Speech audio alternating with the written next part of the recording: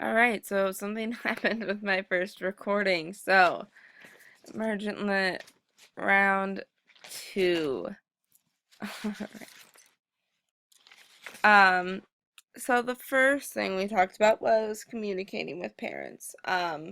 Conferences, so meeting with them, meeting with their children and them, meeting with their whole family. Um, Depending on how you want to do it as a teacher. Parent workshops, so providing parents with kind of a skill so you could, get them together and teach them how to teach their kid at home, how to do what you're doing in school.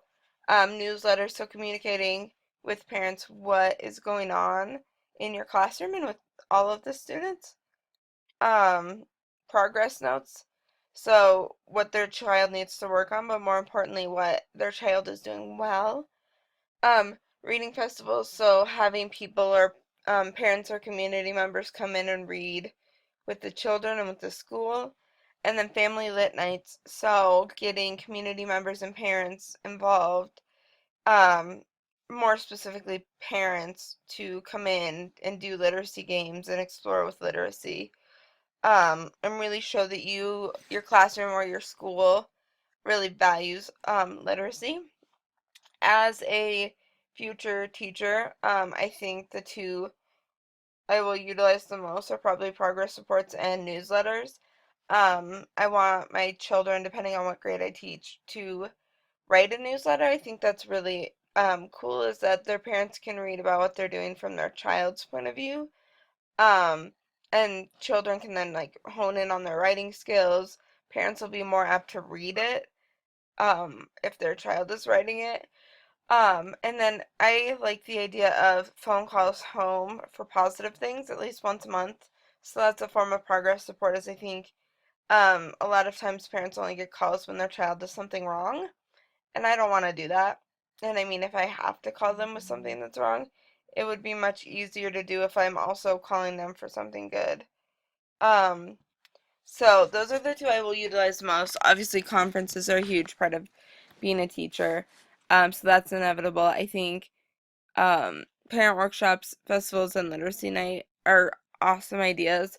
Um, and I think they're really important to get the whole family involved and, get them all to value reading in the way that it should be valued. The next thing we talked about was types of play. So free play, nature play, and dramatic play. Free play is unstructured, it's imaginative, it's fantastic, it's amazing, and it's what all kids should do, in my opinion. Um, if they play with toys, they should be toys that can kind of be interpreted as anything. They're non-traditional toys, so it's not like this is a fire truck, because that's about all it's got. Um, Nature play, so anything outdoors, always a supporter of. We live in Montana, you have to go outside. It's just, you just have to. Um, Dramatic play, so that's usually more structured. Um, you can assign kids roles to act out, so they could be like a firefighter and a police officer. Um, that's usually instructed by the teacher or an adult. Um, I am a huge fan of free and nature play.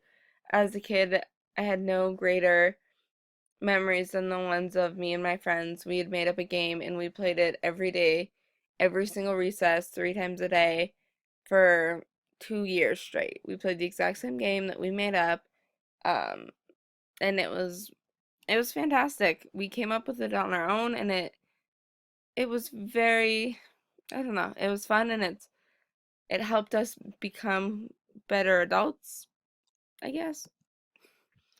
Um, so the next thing we talked about was comprehension strategies. In my opinion, I think monitoring understanding is like the most important, and the other seven kind of lend themselves to monitor for understanding. There are all ways that you can um check for comprehension and check for understanding, obviously. So questioning, so there are different types of questions. There are interpretive, literal, or an applied, so that's a mix of interpretive and literal. The goal is just to get kids to think critically about what they're reading and to make sure they're understanding what they're reading. predicting. So that's like based off what they've already learned in the book or using pictures or background information to predict what will happen in the book next. So to make a best guess. Visualizing. So creating a picture in your head based off what you've read. This is awesome. It can help make personal links. It helps comprehension. It gives them a better reading experience. They get practice with adjectives and adverbs. With that, generalizing, so being able to take the main idea and the supporting points and kind of apply them in a more broad sense. Um, Making connections, so connecting what you've read to other books you've read, connecting what you've read to personal experiences, and then taking what you've read and applying it on a larger world scale. Um, Making connections, we talked about. Generalizing, we did. Prior knowledge. So, background knowledge, what they already knew leading into reading the book, vocab they might know. You can assess this with concept map or a KWL chart. Um, then evaluating, so picking out parts of the book, like characters or settings, and analyzing them or judging them and thinking critically about that, and then providing a rationale or justification as to why you've ranked them the way you have. And then monitoring understanding. So, do they know what they're reading? Do they understand? Are they comprehending it? If they're not, you have them stop, think if they are comprehending, and if not, reread. I think monitoring understanding is basically comprehension, to be honest, and I think that's the most important part of reading is understanding what you're reading. I honestly don't care if kids read fast as long as they understand what they're reading and they enjoy what they're reading.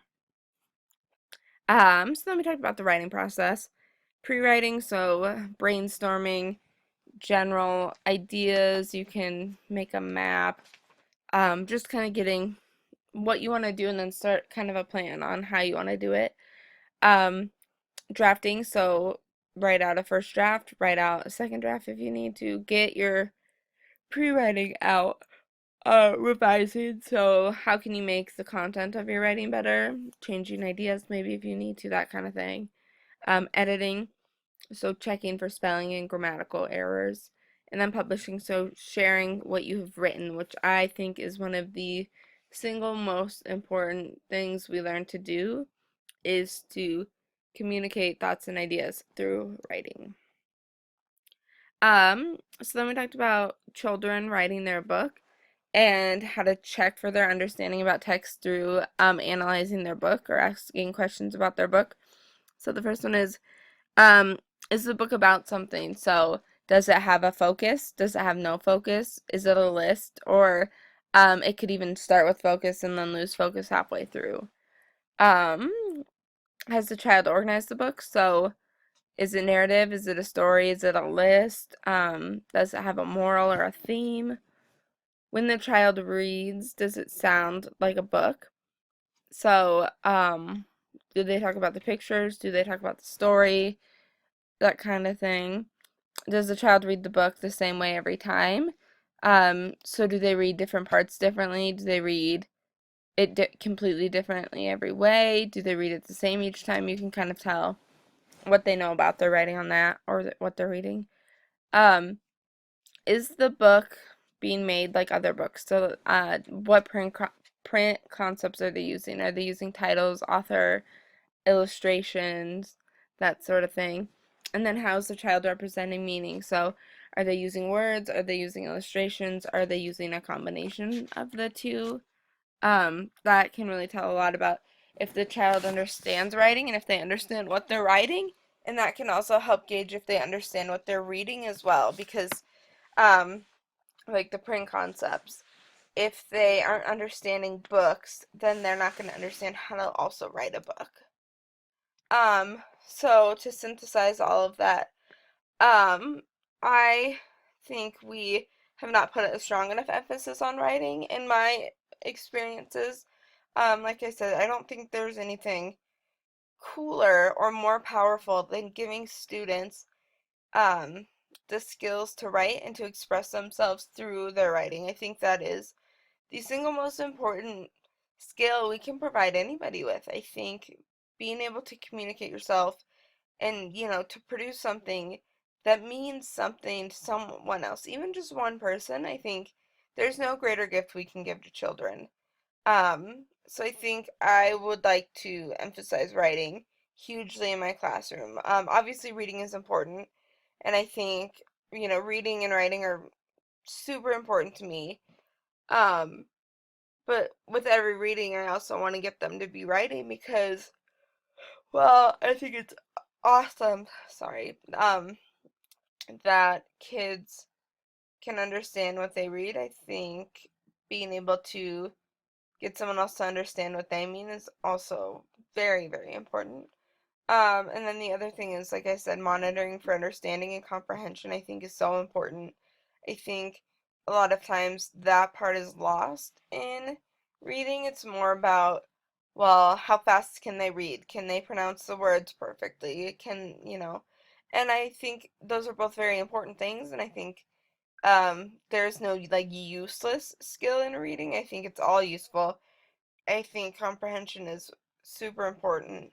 Um, Mainly because how are you going to get a child to love reading if you just make them read for reading's sake? So just read to read fast or read to read words. Um, Read to understand, read to enjoy what you're reading. And if they don't understand it, they're not going to enjoy it. So I think, yes, you need all those other skills. You need miscue analysis. You need running records. You need to be able to make sure your child is reading fluently and, grade level, and they're not getting behind because they obviously will need more help. But I think with giving giving children an appreciation and a love for reading, all of the rest will follow. If they hate reading, they're honestly probably not going to get much better at it because they don't care, they don't want to try. Um, so I think teaching them to love reading and to understand what they're reading is kind of the basis for, then you do a you can use miscue analysis and running records to see if they're comprehending what they're reading and to monitor for understanding. So I think those are the two main things, is focusing on writing and giving children the power to write and the know-how, and then teaching them to love reading and writing. And I think honestly the rest will follow if you work hard enough. So that is my presentation.